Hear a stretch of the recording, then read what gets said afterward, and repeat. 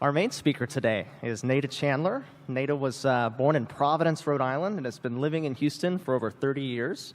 She received a BA degree from the University of Rhode Island with majors in English and political science, a MA degree from Columbia University in English and comparative literature, and a master's degree in Jewish studies from the Laura and Alvin Siegel College of Jewish Studies in Cleveland, Ohio.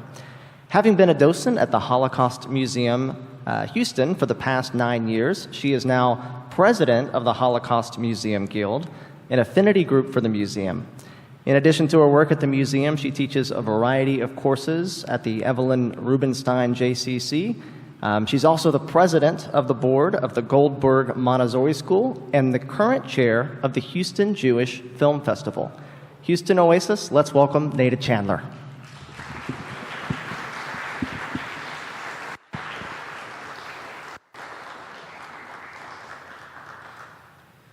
And of course, he lowered the mic, so that made it perfect from what we learned earlier this morning about speaking into the microphone.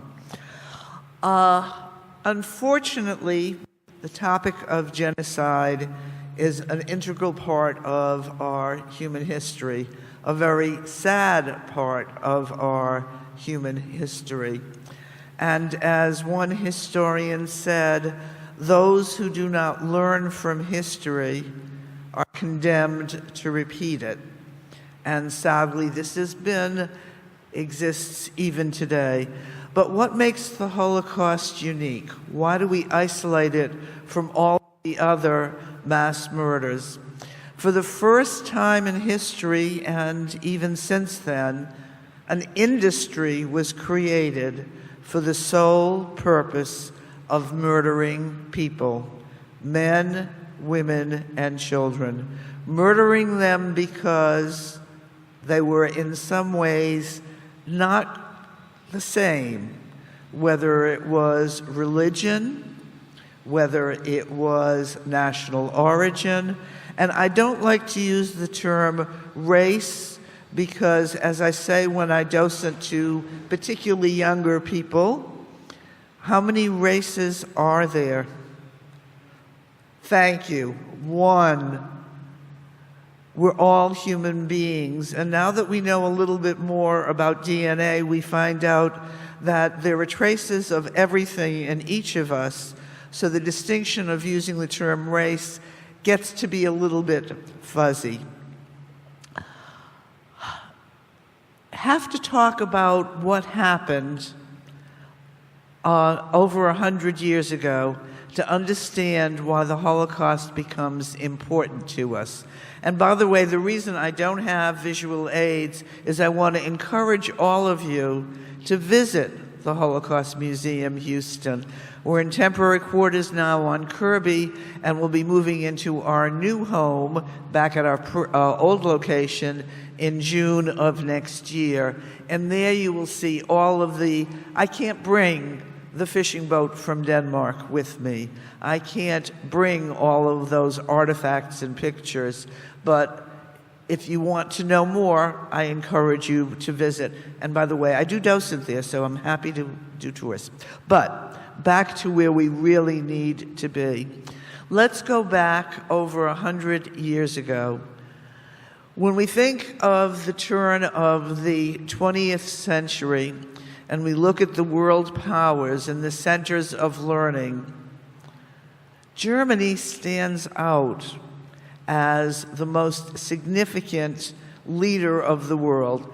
Well, Great Britain came in a little bit second, but if you wanted to complete your education, particularly if you were in the United States and you wanted that extra touch to be a college professor, to be a physician, where would you have gone? You would have gone to Germany. If you spoke a second language throughout Europe or the United States, what language would that have been? Germany, which makes what happens later in the years all the more tragic.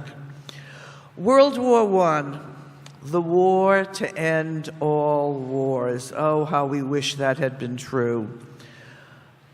Germany lost World War I. And the consequence of losing World War I was they were asked to change their form of government. They were asked to make extensive reparations to the rest of the world, and they were forbidden from having an army. From the time World War I ended until Hitler comes to power at the end of 1932, there were 23 different governments. I'm not talking about electing a new city council. I'm talking from the top down. Sometimes the government lasted, maybe as long as 6 months. Imagine what kind of chaos there was. And the economic situation in Germany was most desperate.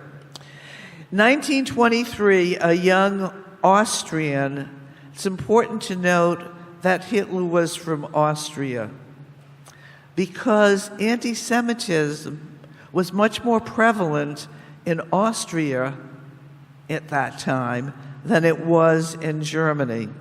And in either case, one has to understand that Jews represented in either country less than 1% of the total population, spread through all layers of society. So Hitler stages a coup against then the current government in 1923, is caught, put in prison, and determines, as he writes his famous work, Mein Kampf, My Struggle, that the reason Germany is in such desperate straits is all because of the Jews. Hard to imagine that less than 1% of the population could have such an impact on society. But, and we all understand this, it's easier to blame somebody else than to take responsibility for your own actions. This is a very important part of Hitler's message. It's easier to blame somebody else than to take responsibility. Governments come and go. Comes 1932, the last real elections in Germany. The communists take a third of the vote. Hitler's National Socialist Party takes a third of the vote, and the remaining votes go to more liberal candidates. Well, that last third group represented most of the best educated people, the former nobility, and anyone whose inclination was more liberal, more humane than either of the other two groups. They certainly weren't going to turn it over to the communists. Russia was just about right next door, and everyone saw what had happened there. So they decided, rather than risk another election, they would turn the government over to Hitler, and they would control what he did. Famous last words. First thing Hitler does when he comes to power, have you ever heard of a place called Dachau? That was used for his political enemies, not just Jews, very few Jews in 1933 in Dachau, communists, socialists, liberal Democrats, anybody who disagreed became a political prisoner. And then Hitler determined he was going to start his campaign against the Jewish people. In the spring of 1933, he declares a boycott against Jewish businesses. Signs are posted throughout Germany. Guess who paid attention to it? People in Great Britain, people in the United States got very concerned, wanted to issue their own boycotts against the German people. But the German people themselves basically ignored it. And now comes the part that we have to understand, the part that relates to us, to the world we live in, and that is Hitler realized he needed to step up his propaganda message.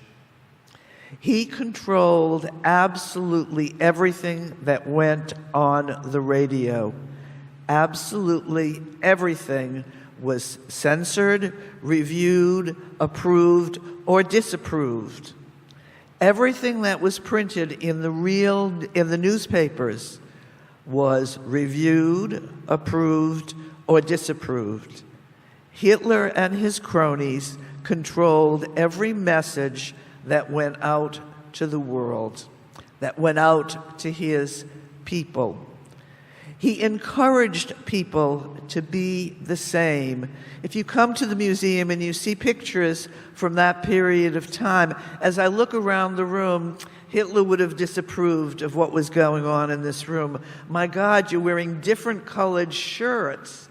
You're wearing different colored pants. Your haircuts are not all the same.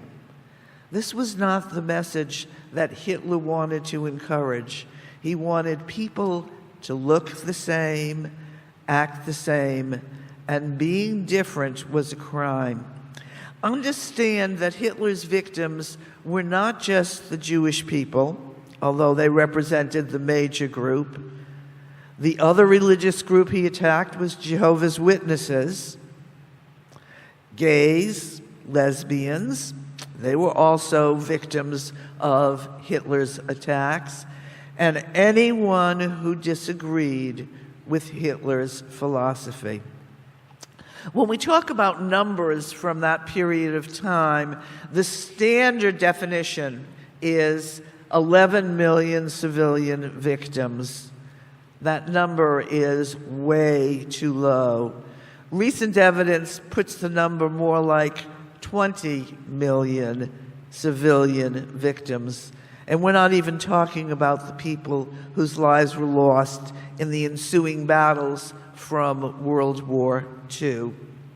So, why is this important to us? Why does it matter?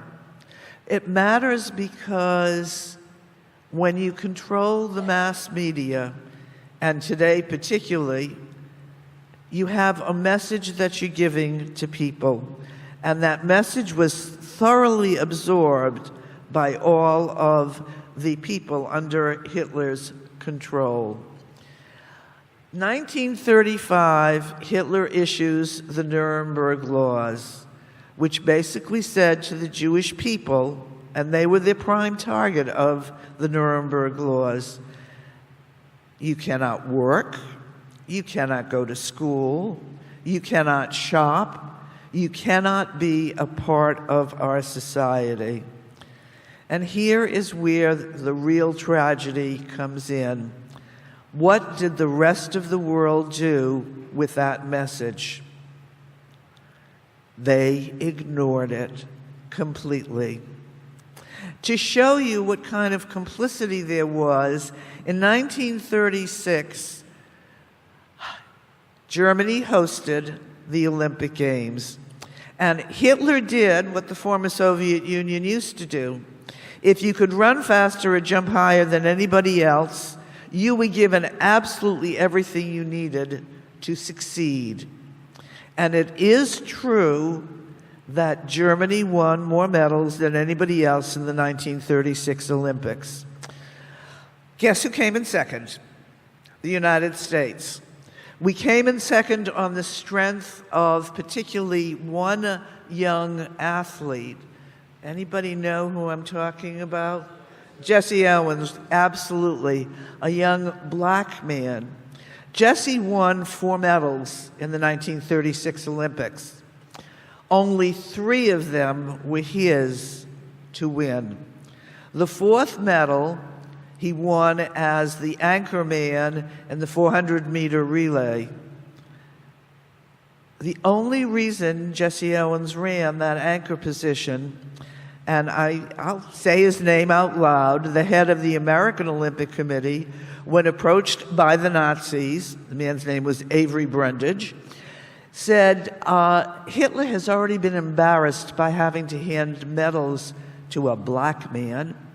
Don't embarrass him by having him hand a medal to a Jew. The anchor man on the 1936 American Olympic team, he later became a famous sportscaster. It's a man by the name of Marty Glickman, a Jewish boy from Chicago. And Brundage conceded. Now, why did Jesse agree to run? If you were a black man in 1936 serving on the American Olympic team, would you have said no to Avery Brundage? No. Jesse was upset, but he ran. Important fact is when they ran the race for display in London 3 weeks later, with Glickman as the anchorman, and for those of you who know racing, the 6-second difference in the time they completed is important. I tell this story because it shows the complicity of the rest of the world, the absolute complicity. Clearly, by that point in time, people wanted to leave Germany, Jewish people. Many of them moved to France or Belgium or Holland. Unfortunately, that was not an easy place to escape from later on. But for those who wanted to go elsewhere, the doors to the world were closed. We all know that the immigration laws changed in 1923, and if you weren't from Germany, England, Scotland, Wales, or France or Belgium, the United States immigration quotas were not in your favor. By the way, a conference was held in a place called Evian, same place the water comes from, in France, to see who would accept Jews. We're talking about Jews from all stratas of society, doctors, lawyers, craftspeople, everybody. One country in the whole world agreed to take a Jewish population, and that country was the Dominican Republic. Nobody else opened the doors. But I also, since we're in Texas, it was possible for you to get a congressional waiver, and the guys up from New York and Chicago, where there were Jewish populations, managed to get a half a dozen visas here and there.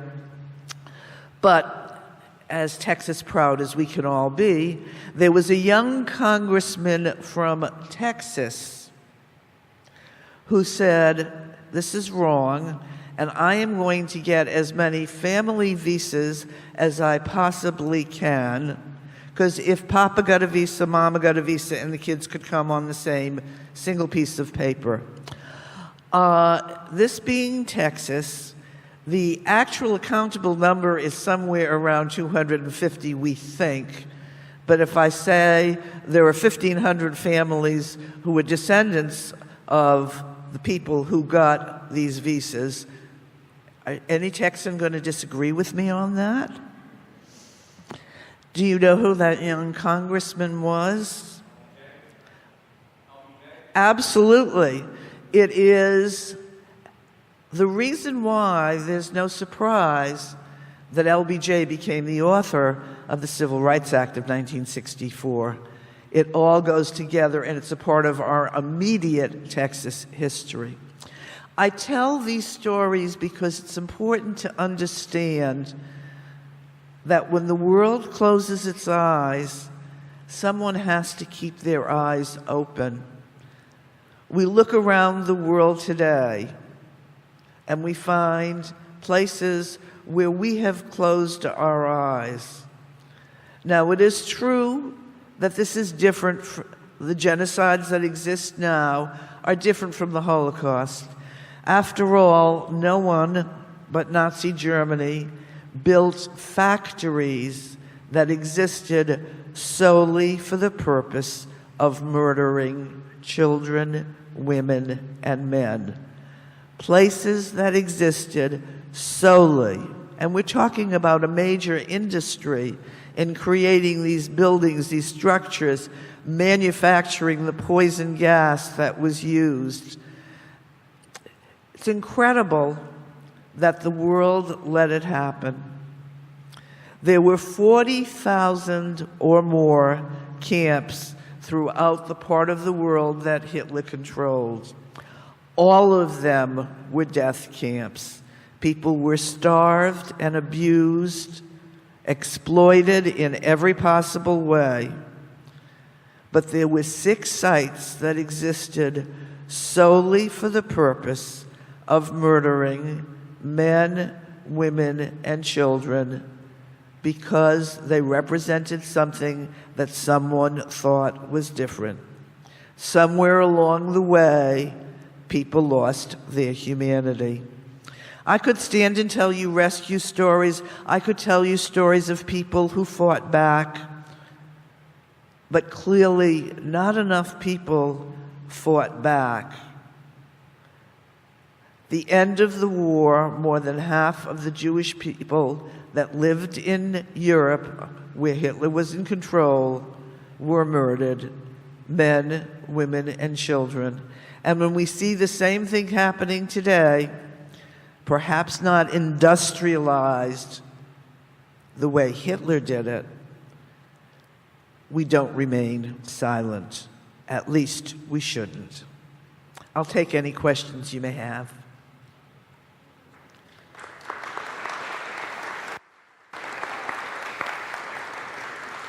Yeah. Yeah, this young man here had a question. Is this on?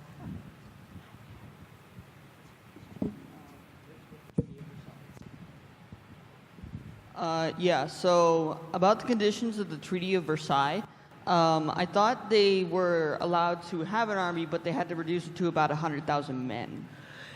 It was supposed to be not an offensive army. It was supposed to be more of a policing army rather than an army that was equipped to go to battle. Oh, okay. Hitler absolutely abrogated that part of the treaty once he took power. Okay, thank you.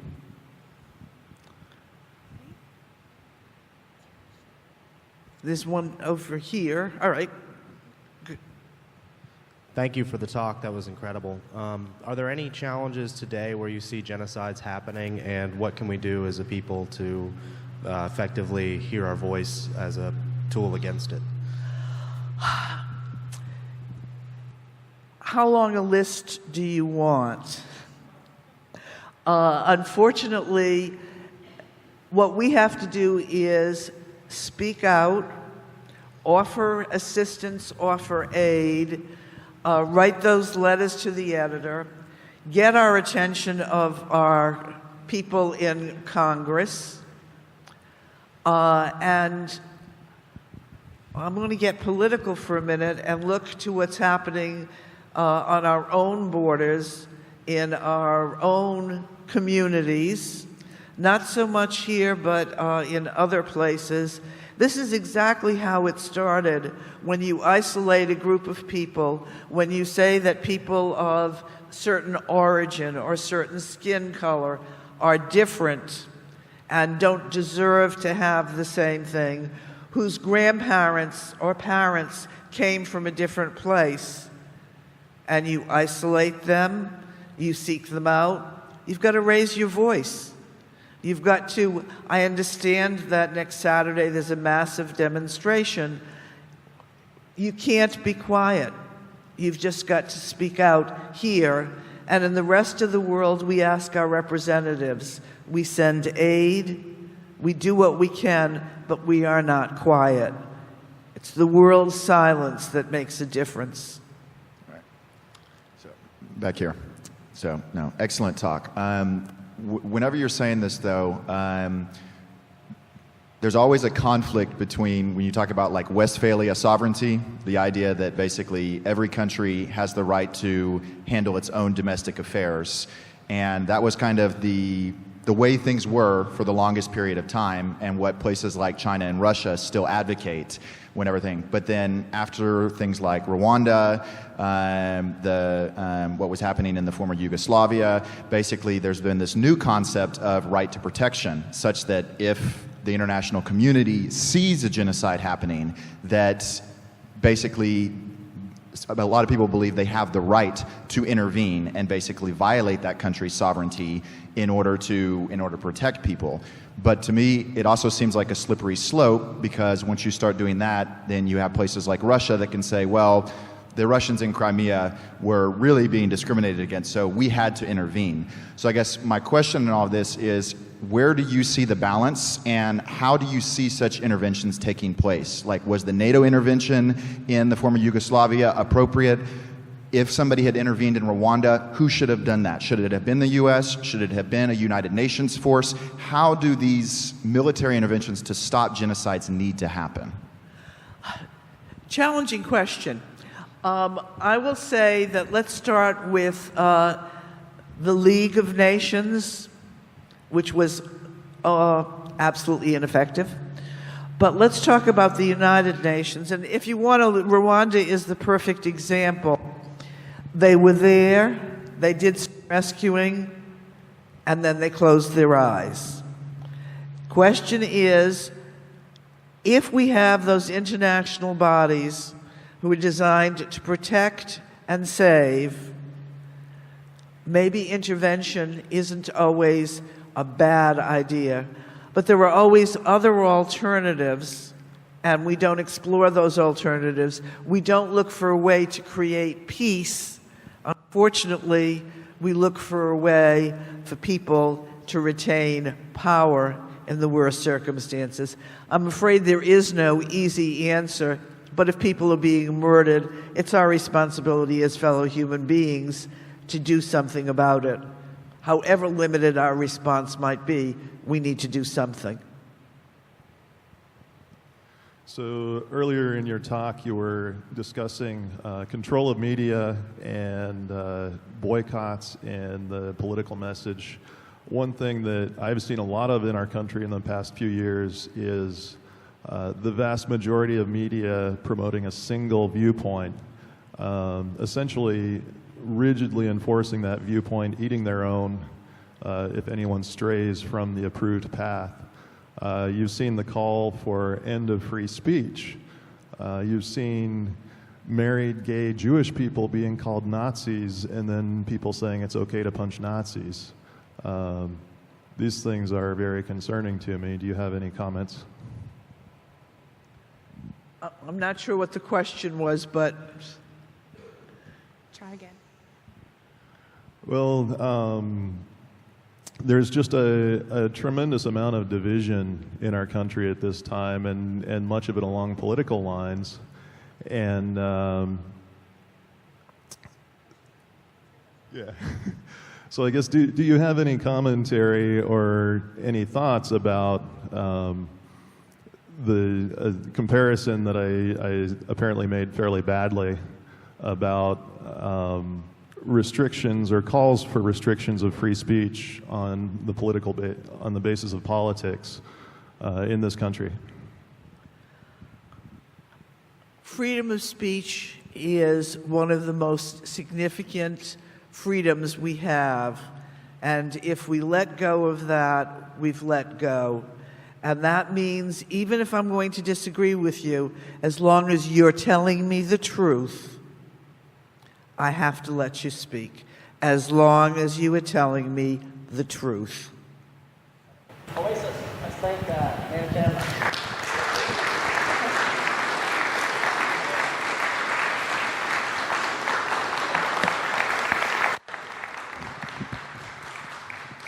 Excellent talk.